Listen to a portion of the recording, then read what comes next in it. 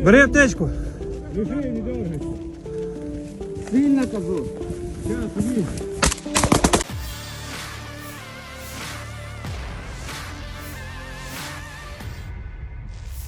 Memasuki hari ke-228, pertempuran sengit tak henti-hentinya terjadi di wilayah Kherson. Rekaman aksi baku tembak antara pasukan Rusia dan militer Ukraina tersebar di media sosial Telegram pada Senin 10 Oktober 2022.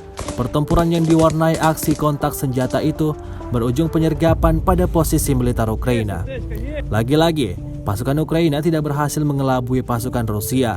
Mereka disergap oleh pasukan Rusia atas serangan perlawanan yang dilakukan.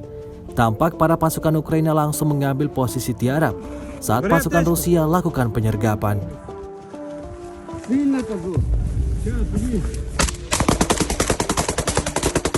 Rusia melaporkan secara total 317 pesawat Ukraina dan 159 helikopter, 2.182 kendaraan udara tak berawak, 379 sistem rudal anti pesawat dieliminir sejak awal operasi khusus. Sementara itu dari kubu Kiev, Kementerian Pertahanan Ukraina melaporkan 440 tentara Rusia dieliminir dalam sehari terakhir. Total 62.500 prajurit Federasi Rusia meninggal sejak awal konflik hingga hari ke-228. Terima kasih sudah nonton.